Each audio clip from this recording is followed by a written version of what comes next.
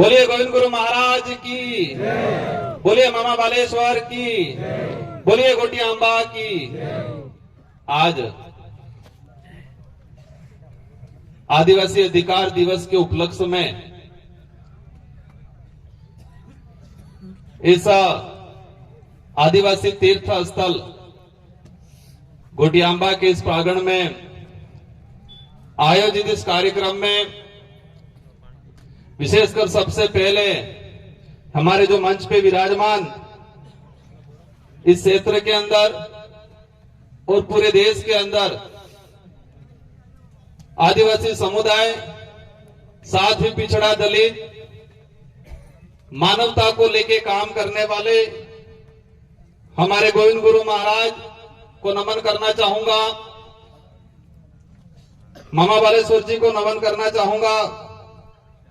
शिक्षा को लेके अपने प्राण बचाव करने वाली वीर बाला कालीबाई कलासुआ को नमन करना चाहूंगा।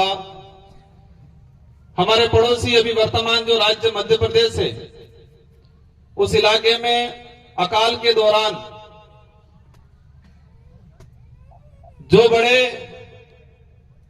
सेठ हुआ करते थे, गरीबों को अनाज सस्ते दाम पे खरीद के पूरे कोठियां भर रखी थी, उनको लूट के अकाल के दौरान जो गरीब अपनी भूखमरी से मर रहा था, उनको बांटने का काम करने वाले टाटिया मामा को नमन करना चाहूंगा। साथ ही इस देश को एक शानदार संविधान दिया। एक दलित समुदाय से आते थे, लेकिन उनके पास शिक्षा ऐसी ताकत थी, तो अंग्रेजी शासन काल में संविधान निर्माण की समितियां बनी और इसमें मुख्य भूमिका निभाने वाले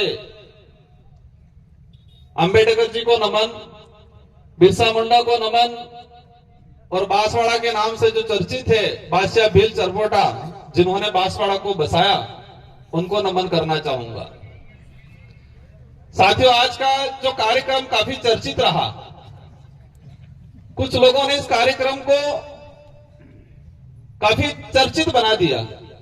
किसी को लग रहा होगा, जिन्होंने चर्चित बनाया उनको लग रहा होगा हमने अच्छा किया, लेकिन आने वाले 20, 25, 50 साल बाद उनकी पीढ़ियां, उनके बच्चे पढ़ेंगे या सुनेंगे तो उनको बच्चों को शर्म आएगी कि हमारे बाप दादा ऐसे थे जो गलत रास्ते पे चल के इस कार्यक्रम को असफल करने की और समाज के रोड़ा अटकाने का काम करने का काम किया था। उनके बच्चे कहेंगे, हम नहीं कहेंगे। आज हमारा कार्यक्रम का मुख्य टाइटल, जो उद्देश्य था, विश्व आदिवासी अधिकार दिवस। 13 सितंबर 2007 को यूएनओ ने विश्व आदिवासी अधिकार दिवस घोषित किया, और वो विश्व आदिवासी अधिकार दिवस इसलिए घोषित किया, एक बात हमको समझनी पड़ेगी। इस भारत देश के अंदर विश्व आदिवासी दिवस है और राज्य सरकार ने इसका राजकीय अवकाश घोषित किया 2020 के अंदर। वो आप लोगों की बदौलत थी कि हम 2 विधायक चुन के गए और गहलोत जी की सरकार थी और हमने कहा इसको घोषित करो, और घोषित करना पड़ा। तो इस देश के अंदर विश्व आदिवासी दिवस मनाया जाता है और एक विश्व अधिकार दिवस मनाया जाता है आदिवासियों के लिए। तो इस देश के अंदर हर समाज रहता है, हर धर्म का व्यक्ति रहता है, और इस देश के अंदर हर समाज एक दूसरे समाज को मान सम्मान देता है। ये बात अलग है कि कुछ लोग जातिवादी जहर से प्रभावित होते हैं, जिनकी मानसिकता जातिवादी जहर से पोषित होती है। वो लोग जरूर एक इंसान को इंसान नहीं समझ के जातिवादी आधार पर नफरत करते, वो बात अलग है। लेकिन अधिकतर संख्या में इस देश में हर समाज एक दूसरे समाज को सम्मान पूर्वक देखता है। लेकिन कुछ अपवाद जो जातिवादी जहर से प्रभावित होकर उनकी मानसिकता प्रभावित होती है, पोषित होती है, और पोषित होने के बाद वो इंसान से नफरत करते हैं। तो इस देश में सिर्फ विश्व आदिवासी दिवस क्यों मनाया जा रहा है और आदिवासी अधिकार दिवस ही क्यों घोषित किया उन्होंने? ब्राह्मण दिवस भी करना चाहिए था, जैन दिवस भी करना चाहिए था, मुस्लिम दिवस भी करना चाहिए था, यूएनओ को विश्व हिंदू दिवस के नाम से भी घोषणा करना चाहिए था, किसी अन्य धर्म के नाम से भी घोषणा करना चाहिए था, लेकिन किया है क्या?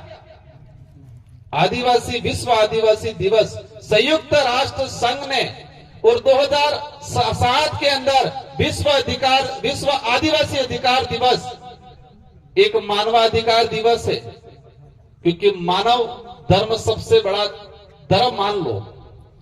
लेकिन आदिवासियों का दिवस इसलिए घोषित किया कि इस देश के अंदर नहीं पूरे विश्व के अंदर जो स्थानीय जो ट्राइबल्स हैं उनके अधिकारों का शोषण किया गया आज तक। हमें संविधान के अंदर अधिकार मिल गया, आरक्षण मिल गया, संवैधानिक प्रावधान मिल गए संविधान में, लेकिन इसको धरातल पे आज तक लागू नहीं किया गया। तो धरातल पे अधिकार लागू कौन करेगा? जो विधानसभा लोकसभा में बैठने वाले लोग, सांसद और विधायक, और वर्तमान में या भविष्य में जो भी तत्कालीन सरकार रही होगी बहुमत में, कैबिनेट का अधिकार है कि संविधान में जो प्रावधान है उसको धरातल पे लागू किया जाए, लेकिन आज तक नहीं किया। मैं इस पांडाल में जो विराजमान सभी साथियों से जानना चाहूंगा, हालांकि ये राजनीतिक मंच नहीं है, न ही हम राजनीतिक पे चर्चा करना चाहेंगे, लेकिन हमारी समस्या जो पैदा हुई वो कहीं न कहीं इन्हीं कारणों की वजह से हुई। आज तक किसी भी राजनीतिक पार्टी ने क्या विश्व अधिकार दिवस मनाया? विश्व अधिकार दिवस ये दिवस मनाया? संविधान के अंदर शेड्यूल 5 का प्रावधान है, अनुच्छेद 244(1) के तहत ट्राइबल्स को राइट्स दे रखे हैं। यहां पर कई प्रकार के आदिवासी की जमीन गैर आदिवासी सीधा नहीं खरीद सकता, ये संविधान में प्रावधान है। क्या ये दूसरी पार्टियों वालों ने बताया? इस इलाके के अंदर रिजर्वेशन का प्रावधान, प्रायोरिटी आदिवासियों को दिया जाएगा, यह संविधान के अंदर 1950 में ही प्रावधान हो गया। क्या ये बात किसी ने बताई हमको? ये बात अलग है। कुछ लोग कहते हैं कि भैरव सिंह जी की सरकार आई और आज हमको यहां पर आरक्षण दिया ही, कहते हैं 1995 में। यह बात सही है कि 1995 से पहले हमारे इस इलाके के अंदर कोई भी समाज का सरपंच बन सकता था, एमएलए बन सकता था। और जब ये पैसा एक्ट के संबंध में आंदोलन चले और 1994-95 के आसपास राजस्थान के अंदर भैरव सिंह जी की सरकार थी, बीजेपी की सरकार थी, इसलिए बीजेपी वाले कभी खुश होकर ये कहते हैं कि आरक्षण हमने दिया। ये सच्चाई क्या है? सच्चाई ये है कि सुप्रीम कोर्ट के अंदर एक याचिका दायर की कि संविधान में 1995 से यह प्रावधान है कि शेड्यूल 5 और शेड्यूल 6 का जो क्षेत्र है वहां पर शासन और प्रशासन में 100% रिजर्वेशन ट्राइबल को मिलना चाहिए। इसके बावजूद भी आप शासन के अंदर, मतलब शासन में सरपंच, प्रधान, जिला प्रमुख, एमएलए, एमपी, ये शासन हो गया, और प्रशासन मतलब अपने सरकारी नौकरी। तो संविधान में प्रावधान था और उसको लेके सामाजिक सेवी, नॉर्थ ईस्ट का समाज सेवी था, उसने सुप्रीम कोर्ट में याचिका दायर की कि देश के अंदर संविधान के अनुरूप शेड्यूल 5 के प्रावधान लागू नहीं है, और सुप्रीम कोर्ट ने डंडा किया सभी सरकारों को। राजस्थान के अंदर उसमें भैरव सिंह जी की सरकार थी और कहा कि संविधान में प्रावधान है, आप लागू कहीं क्यों नहीं कर रहे हो, और उनको मजबूरन लागू करना पड़ा उस समय। इससे क्लियर ये होता है कि किसी पार्टी वाले ने आरक्षण नहीं दिया है। आरक्षण हमारे बाप दादाओं ने लड़ झगड़ के अंग्रेजों से, राजा रजवाड़ों से, मुगलों से संविधान के अंदर प्रावधान करवाया।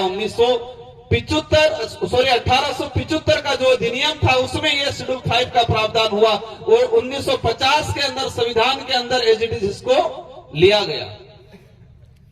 हमारा विषय यह था आज हमारा विषय ये था कि हमारे लोगों को हमारे राइट्स बताए।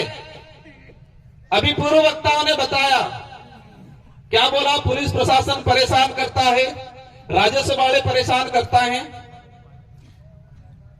हम सभी को दोष नहीं दे सकते, हो सकता है कुछ % जो गलत मानसिकता से या गलत विचारधारा से प्रभावित लोग होते हैं अधिकारी, वो जरूर हमारा शोषण करते होंगे, हर कोई नहीं करता है। तो उसको लेके भी कहना चाहूंगा, हमारा राइट से अधिकार ये है पेशा एक्ट।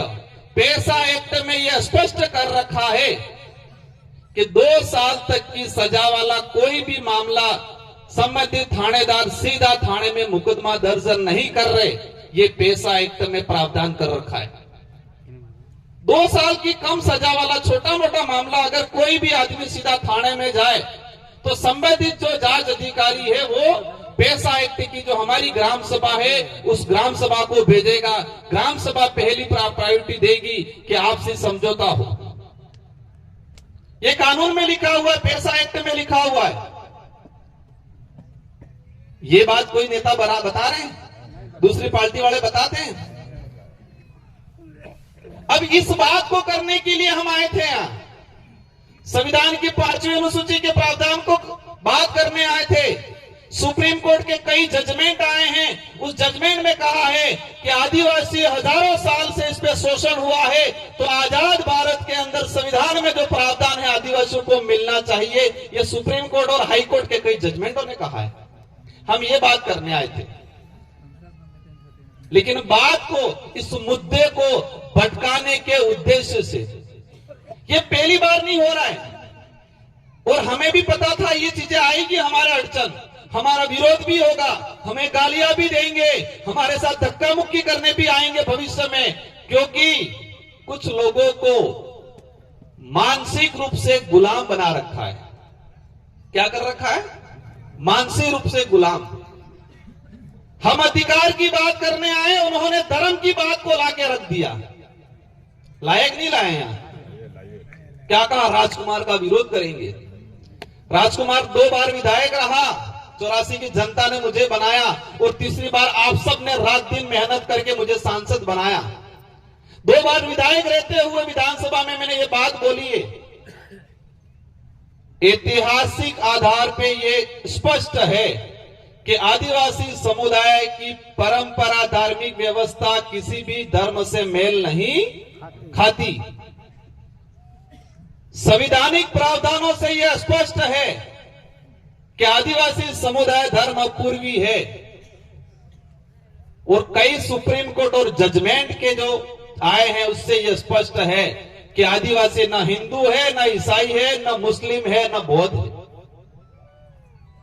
और यही नहीं, कई लेखकों ने, कई बुद्धिजीवियों ने लिखा है, और उस पर थोड़ी देर आएंगे अपन। मैं एक चिट्ठा निकाल के लाया, जब उन्होंने विरोध करना शुरू किया, धर्म को लेके ले आए, हम अधिकार की बात करने आए थे, ये धर्म पे आ गए। धर्म हमारा विषय नहीं है, नहीं हम धर्म पे जाना चाहेंगे, लेकिन ये बात जरूर कहेंगे कि हम गोविंद गुरु महाराज, मामजी महाराज, मामा बालेश्वर, उनको मानेंगे, किराएदारों वालों को नहीं मानेंगे। आज मेरा विरोध कर रहे हैं ये। मैं किस जगह से आता हूं? मैं 84 से आता हूं, और गोविंद गुरु महाराज को पहला शरण हमारे परिवार के लोगों ने दिया था। कलसी बेमा ने नाम सुना होगा आप लोगों ने, कलसी बेमा। और हमारी रोज गोत्र के, हमारे परिवार के, हमारा खून था वो। गोविंद गुरु महाराज ने पहली शुरुआत भक्ति की बात करें आदिवासी समाज में बासिया धाम से शुरू किया, बासिया से। और वो हमारे परिवार कलसी बेमा से, पुराने बुजुर्गों हम वो जानते होंगे। और कलसी बेमा के घर से वो रोज हमारे गोत्र के, हमारे परिवार के लोगों से, वहां से हमारी भक्ति शुरू हुई है। और हमको सिखाएंगे ये भक्ति क्या है। हम कलम जो चढ़ा रखा है उस कलम का विरोध करने आए, और यहां करने का विषय ही नहीं था। ये देश का संविधान ये कहता है कि कोई भी व्यक्ति अपनी इच्छा के अनुसार किसी भी धर्म को स्वीकार कर सकता है, देश का संविधान कह रहा है। और इस देश के इतिहास में पहला उदाहरण भीमराव अंबेडकर जी ने 1936 के अंदर महाराष्ट्र में एक सभा में कहा कि मैं अज्ञानता वंश हिंदू धर्म में पैदा हुआ, लेकिन मैं मरूंगा नहीं, ये मेरे बस में है। ये बात बोली भीमराव अंबेडकर जी ने। और 1956 में देश की आजादी के बाद का एक सुनहरा इतिहास है कि नागपुर के अंदर 14 नवंबर 1956 में 3 से 4 लाख लोगों के साथ भीमराव अंबेडकर जी ने बौद्ध धर्म अपनाया। ये इतिहास किसी भी पाठ्यक्रम में नहीं पढ़ाया जाता है। हम किसी भी धर्म का विरोध नहीं करेंगे, लेकिन जो सच्चाई है उस सच्चाई को हमारे समाज, आने वाली पीढ़ी को देना हमारा कर्तव्य है। और हमें यही पता है कि जब हम सच्चाई की बात करेंगे, अधिकारों की बात करेंगे, तो जो मानसिक रूप से गुलाम लोग हैं वो हमारा रोड़ा अटकाएंगे, ये भी पता है। काशीराम जी ने कहा था कि इस देश के अंदर हजारों साल से जातिवादी मानसिकता से शोषण करने वाले लोग मेरा विरोध करेंगे, तब तक मैं सही दिशा में चल रहा हूं। जो मीडिया जातिवादी मानसिकता से प्रभावित मीडिया होगी, जब तक वो मीडिया और वो लोग मेरा विरोध करेंगे, तब तक मैं सही दिशा में हूं, ये काशीराम जी ने कहा था। और जिस दिन उन लोगों ने, और जातिवादी मानसिकता वाली मीडिया ने मेरी तारीफ शुरू कर दी, तो समझ लो मैं गलत दिशा में जा रहा हूं, ये काशीराम जी कहते थे। तो आज भी यही है, मेरा विरोध करते हैं तो मुझे खुशी होती है, मुझे दुख नहीं होता है, क्योंकि हम सही दिशा में चल रहे हैं। हम सही दिशा में चल रहे हैं, हम वास्तविक गोविंद गुरु महाराज मामा बालेश्वर की भक्ति का अनुसरण कर रहे हैं, ये हमें लगता है। और ये बात भी समझ लेना, जो विरोध करने वाले हैं उन्होंने हमारी तारीफ करना शुरू कर दिया, समझ लेना हम गलत दिशा में जा रहे हैं। हुआ था कि नहीं हुआ था? भाजपा के प्रदेश प्रभारी आए, उन्होंने कहा राजकुमार रोध बहुत अच्छा आदमी है। कहा कि नहीं कहा? राजकुमार रोध बहुत अच्छा आदमी है, युवा है। उन्होंने सच्चाई कहा, यह कहा कि जो आज तक नहीं आदिवासी इलाके के अधिकारों की बात नहीं की, वो बीएपी पार्टी और राजकुमार रोध कर रहा है, ये भाजपा के प्रदेश प्रभारी जी ने कहा। मेरे को लगा मैं कहीं गलत दिशा में तो नहीं जा रहा हूं, ये समझ लेना। मैंने कहा हो सकता है हम गलत दिशा में जा रहे और वो तारीफ तो नहीं कर रहे, वो गुप्त बात है, उस बात को नहीं बताऊंगा। और हमने कह दिया हम सही रास्ते चलेंगे, और वापस जाते वक्त बोल के राजकुमार बहुत खराब है, तब मेरे को तसल्ली हुई। उन्होंने तारीफ की तो मुझे तकलीफ हुई, उन्होंने वापस जाते वक्त कहा राजकुमार खराब है, तो मुझे अच्छा लगा, क्योंकि हम सही दिशा में जा रहे हैं। ये बात ध्यान रखना, ये लड़ाई नेता बनने की नहीं है, ये लड़ाई सिर्फ नाम कमाने की नहीं है, ये लड़ाई वास्तविकता को आगे ले जाने की, हमारे अधिकारों को लड़ने की, संविधान को धरातल पे लाने की आबा वाली पीढ़ी ने सुनहरा अवसर आलवानी लड़ाई। गोविंद गुरु महाराज कही कहता उसने निस करो, निस ने ओस करो, ये हमारी भक्ति है। मैं कई उदाहरण लेके आया हूं, समय काफी हो गया है। एनसीईआरटी, इस देश के अंदर पाठ्यक्रम चलता है, उसका पाठ्यक्रम तैयार करता है एनसीईआरटी। और एनसीईआरटी की किताब थी 12वीं क्लास में सामाजिक विज्ञान की। इस किताब में यह पढ़ाया जाता था, क्योंकि ये बात इसलिए बता रहा हूं मैं आज कि भाजपा के लोगों ने, इन लोगों ने बिरसा मुंडा युवा शक्ति के नाम से ये कार्यक्रम कर रहे, नहीं कर रहे, बिरसा मुंडा जी के नाम से। तो बिरसा मुंडा जी का उपदेश था, 12वीं क्लास सामाजिक विज्ञान की किताब में इनके पाठ्यक्रम में सम्मिलित किया गया था कि आदिवासी समुदाय की अपनी भक्ति परंपरा अन्य धर्मों से अलग है। आदिवासी समुदाय कि भक्ति परंपरा रीति रिवाज न हिंदू से मेल खाते हैं न ईसाई से मेल खाते हैं, ये बिरसा मुंडा ने कहा था। जिस बिरसा मुंडा जी को आगे करके ये लोग घूम रहे हैं। लेकिन उन्होंने क्या किया, 2024 के अंदर वो पाठ्यक्रम पहले से चला आ रहा था और 2024 के अंदर उस पाठ्यक्रम को बदल के क्या लिखा, बिरसा मुंडा जी हिंदू धर्म की पालना करने के लेके के गए, ये लिखा। लेकिन वो पाठ्यक्रम जो पहले चल रहा था, वो इतिहास हमारे पास है। हम हिंदू धर्म का भी विरोध नहीं कर रहे हैं, लेकिन ये सच्चाई है कि आदिवासी न हिंदू है न ईसाई है, तो बोलेंगे हम। बिरसा मुंडा जी को आगे किया और बिरसा मुंडा जल जंगल जमीन को लिए लड़ते थे और बिरसा मुंडा जी को आगे करके ये लोग हमारी जल जंगल जमीन हड़पने का काम कर रहे हैं। बिरसा मुंडा प्रकृति पूजक थे, जोहार उनका उद्बोधन था, और बिरसा मुंडा जी को आगे करके जोहार का विरोध कर रहे हैं आज ये लोग। हमारी लड़ाई अस्तित्व को बचाने की है, उनकी लड़ाई सत्ता पाने की है। क्या पाने की है? सत्ता पाने की। उनको समाज को गुमराह करके, क्योंकि युवा पीढ़ी तो समझदार हो गई। सुना है यहाँ कार्यक्रम हुआ उस दिन, हमारे बेचारे बड़े बुजुर्ग हमारे भगत को बहुत डांटा ही कह रहे हैं, तुम तो यहाँ भक्ति कर रहे आ रहे हो, तुम्हारे छोरे तो वहां जा रहे हैं करके। सही बात है महाराज, उस दिन बहुत डांटा ही कह रहे हैं कि तुम यहाँ भक्ति करने आ रहे हो, तुम्हारे छोरे तो वहां जा रहे हैं। हमने बच्चों को क्यों पढ़ाया? हर माँ बाप ये कहता है कि मार सोरो बणी गणी ने जागरूक था એટલે ભણાવવા આપણે। तो हमारे बच्चों को पढ़ाया इसलिए कि हमारा बच्चा पढ़ लिख के जागरूक होगा, अपने अधिकार को समझेगा, इसलिए पढ़ाया आपने। अब बच्चा पढ़ लिख के जागरूक हुआ, उसके अधिकार को समझने लग गया, अपने इतिहास को समझने लग गया, और बच्चा उनकी तरफ जाएगा नहीं। बच्चा तो अपने काम की ओर ही जाएगा, जो सही लगा उस पर जाएगा। बस कहेंगे सुरो बगड़ी की कहीं क्यों कहीं। बातें अनेक हैं, उनकी जो बात थी उसी बात को मैं दोहराना चाहूंगा। आज भाजपा के पूर्व केंद्रीय मंत्री थे, उन्होंने कहा आदिवासियों की धार्मिक मान्यता प्रकृति पूजा पर आधारित है, जो किसी भी अन्य संगठित धर्म से मेल नहीं खाती है। कई लोगों ने कहा, उड़ीसा के पूर्व मुख्यमंत्री बिजू पटनायक, उन्होंने कहा आदिवासियों की धार्मिक और सांस्कृतिक मान्यता स्वतंत्र है, अन्य किसी भी संगठित धर्म से में समाहित नहीं होती है।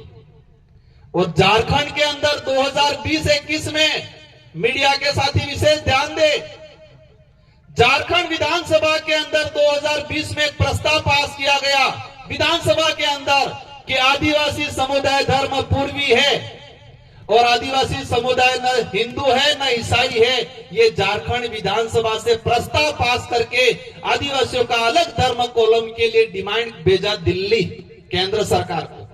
झारखंड विधानसभा में जेजेएम की सरकार थी, लेकिन विपक्ष में कौन था? विपक्ष में भाजपा के लोग थे। प्रतिपक्ष नेता, भाजपा का प्रतिपक्ष झारखंड का नेता कहता है कि आदिवासी हिंदू नहीं है, लेकिन हमारे यहाँ के कुछ नेता कहते हैं, क्या कहते हैं ये, हम कुएं में रहने वाले मेंढक नहीं हैं, हम समुद्र में तैरने वाले मगरमच्छ बन गए हैं। इसलिए पूरे देश की खबर रखेंगे कि इस देश में तुम क्या कर रहे हो, देश के किस कोने में। झारखंड में हमारे आदिवासी भाइयों का मैं चैलेंज करता हूं। आप झारखंड के अंदर पूर्व मुख्यमंत्री है अर्जुन मुंडा जी, उन्होंने कहा है कि आदिवासी धर्म व्यवस्था में नहीं आता है। फिर दोबारा कह रहा हूं, धर्म हमारा विषय नहीं है, जिसको जो मानना है वो माने, लेकिन हम ये कहेंगे कि आदिवासी समुदाय धर्म पूर्वी है। किसी की इच्छा होगी, हमारे कुछ प्रोफेसर है बेचारे, दया आती है इन पे। 2018 में हमारी पार्टी से चुनाव लड़े, कुछ नेताओं के गुंडों ने उनको बहुत ठोका, उनके हाथ पैर तोड़ दिए, उनकी अंगुलियां तोड़ दी। आज भी अंगुली टेढ़ी देखना। हाँ, और मुझे लगता है उसी दिन पे दिमाग पे भी चोट आई है उनके, ऐसा लग रहा है। एक हमारे प्रोफेसर थे, 2023 में गढ़ी से विधानसभा चुनाव लड़े, चुनाव हार के बाहर निकले एक नेता के परिवार वालों ने रगड़ रगड़ के धोया रोड पे। सही बात है कि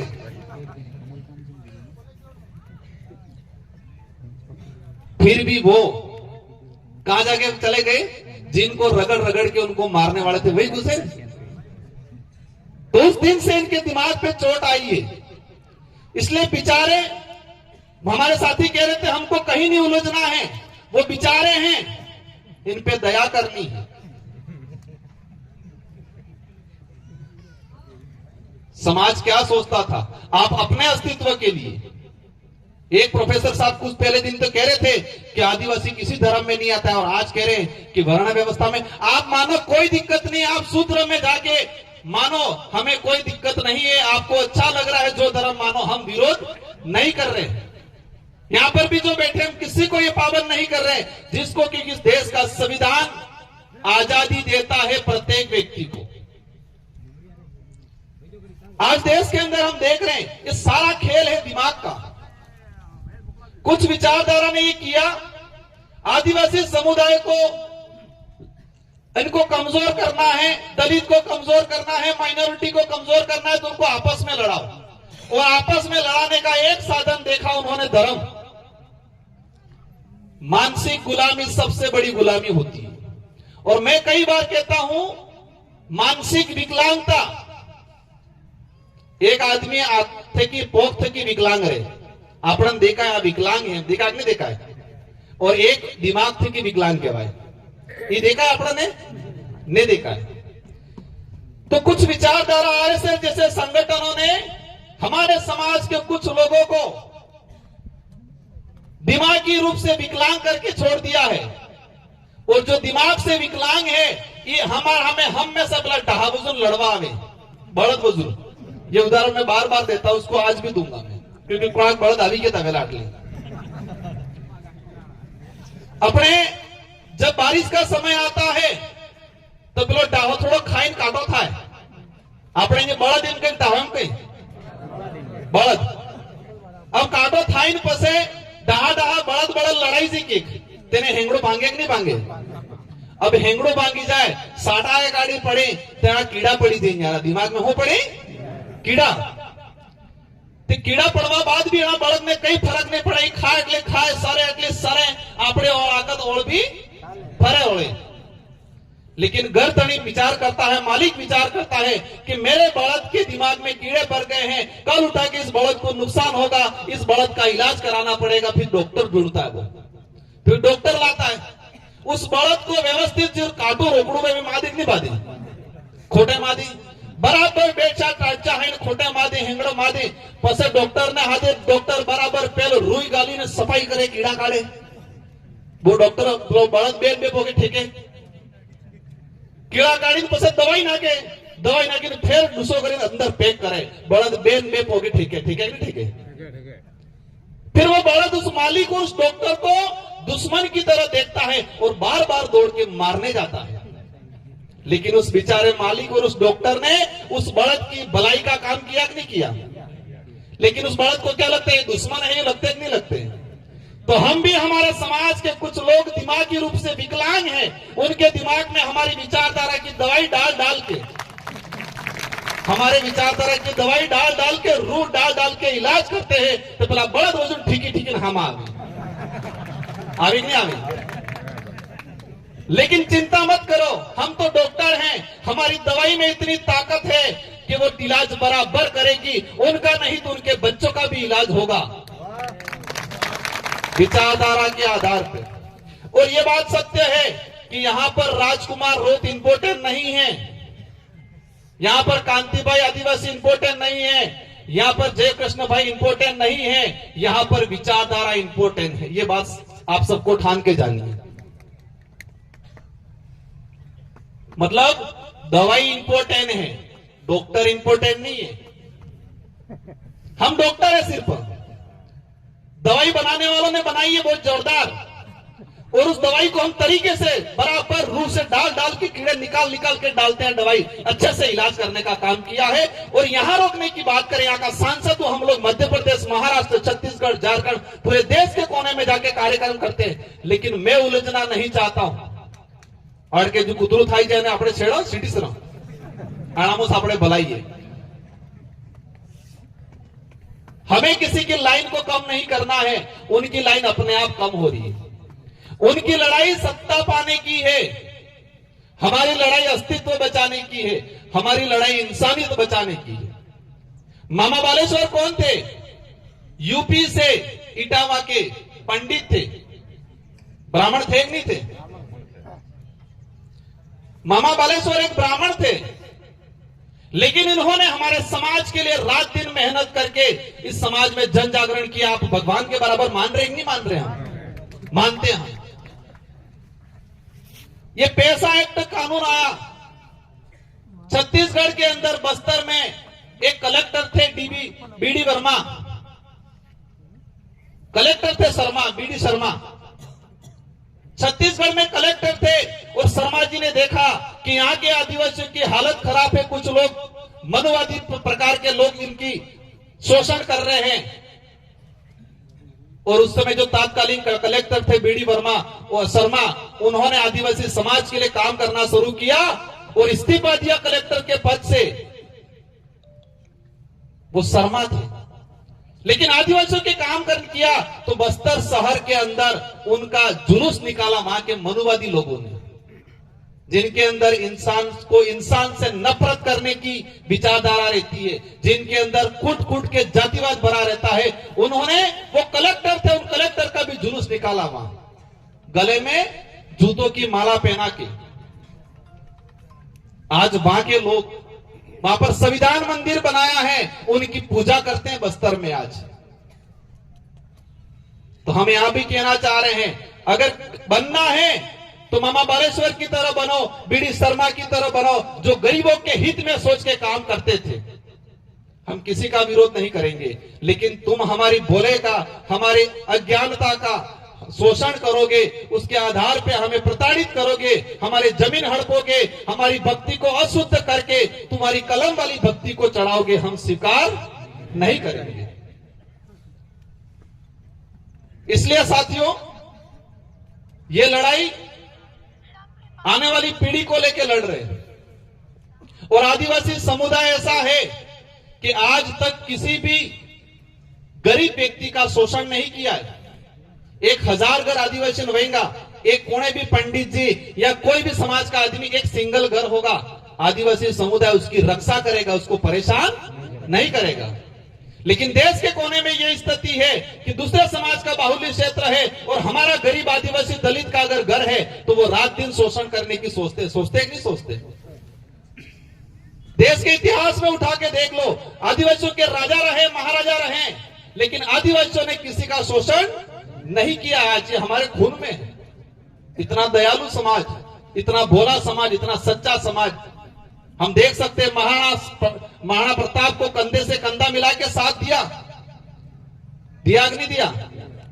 महाराणा प्रताप की माता जब पानरवा में छोड़ के चले गए थे, वो कहां छोड़ के चले गए थे? पानरवा में, राणा पूजा के वहां। उनकी सुरक्षा राणा पूजा हमारे भीलों ने की थी महाराणा प्रताप की मां को। और महाराणा प्रताप के साथ उनके भाई थे शक्ति सिंह और जगमाल। महाराणा प्रताप के सगे भाई थे शक्ति सिंह और जगमाल। उन दोनों भाइयों ने भी उनके साथ नहीं दिया और वो भी अकबर की गोद में जाके बैठ गए थे। साथ देने का काम हमारे भीलों की सेनाओं ने, पठानों की सेनाओं ने किया था। और आज कुछ लोग कहते हैं हम महाराणा प्रताप के वंशज हैं, लेकिन जिस महाराणा प्रताप को जिन समाज ने साथ दिया था और राणा प्रताप से महाराणा कहलवाने का काम किया, उनके से शोषण करने की बात करते हैं। मेरी नजर में वो नहीं हो सकते उनके खून। मानना है कि नहीं मानना इस बात को? महाराणा प्रताप की माताजी का, उनके पूरे परिवार की रक्षा करने का काम किया। 2 सगे भाई थे, जगमाल और शक्ति सिंह। दोनों चले गए अकबर के पास, मान सिंह की तरफ से लड़े। ये समाज रहा हुआ हमारा, सबको साथ में लेके चलना है, चलने का आज तक काम किया है, लेकिन शोषण हमारा किया है। और सबसे ज्यादा किया है इन राजनीतिक पार्टियों की गुलामी करने वालों ने, लोगों ने हमारा शोषण किया है आज तक। आरक्षण बेचा, आज काकरी डूंगरी, आज ही के दिन घटनाक्रम हुआ। बैठे कुछ साथी आए हुए पीछे, कुछ नेताओं ने जानबूझ के उकसा के ना मामला बिगाड़ा और मामला बिगाड़ के हमारी 1168 जो सीटें बेरोजगार साथी थे उनकी छीनने का काम किया। પેલા બાગીદોળમાં आहे बेटा आहे कि शुरुआत गणेश की है तो पे रोड माते उतरी बेचारे बोले बाले कुछ दिक्कत नहीं, आज सही है। वो रिकॉर्डिंग भी मेरे पास पड़ी है, आप सड़क पे उतर जाओ, मैं बैठा हुआ हूं। ये किसी नेता ने उस समय कहा था और बोले वाले लड़के बेचारे हमारे बागीदोरा के सड़क पे उतर गए, दंगा करवाया। वही चीज आज करने की सोच रहे थे। यहाँ पर समाज को समाज हमारे बोले वाले जो बोला महाराज है बापड़ा आनंद मोरी करी मुगली दीदा। हमें भक्ति करनी है, भक्ति और धर्म में भी अंतर है। जिन दाम धूणी थानक नेजो दजा और झंडो फर्क है, इन दाम धूणी थानक और मंदिर में भी फर्क है, भक्ति और धर्म में भी फर्क है। आना माते भी कई दिन बात करेंगे अपनी। इसलिए आप सबको खूब खूब धन्यवाद। और विशेषकर आयोजन कमेटी, आपने एक शानदार आयोजन किया। विपरीत परिस्थितियों में आपने एक अच्छा आपको पग पग पे रोकने का काम किया। और मैं वही कहना चाहूंगा, जिस दिन तक आपको रोक रहे हैं समझ लो आप अच्छी दिशा में चल रहे हो, और जिस दिन आपको साथ देने लग गए समझ लो आप गलत दिशा में चल रहे हैं। क्योंकि हमारी विचारधारा वही है, जो मानसिक रूप से विकलांग है उनका इलाज करने का। इन्हीं शब्दों के साथ सारे बड़े बुजुर्गों को, हमारी माता बहनों को, हमारे सारे आयोजन कमेटी को, मीडिया बंधुओं को, राजस्थान पुलिस के जवानों को, आप सबको तहे दिल से धन्यवाद। एक तीर एक कमान, एक तीर एक कमान। बोलिए मामा बालेश्वर की, बोलिए गोविंद गुरु महाराज की। आप सबको जय जवान, जय भारत, जय संविधान, जय भीम प्रदेश। 10 मिनट एक बार बैठ जाना, एक भजन करके।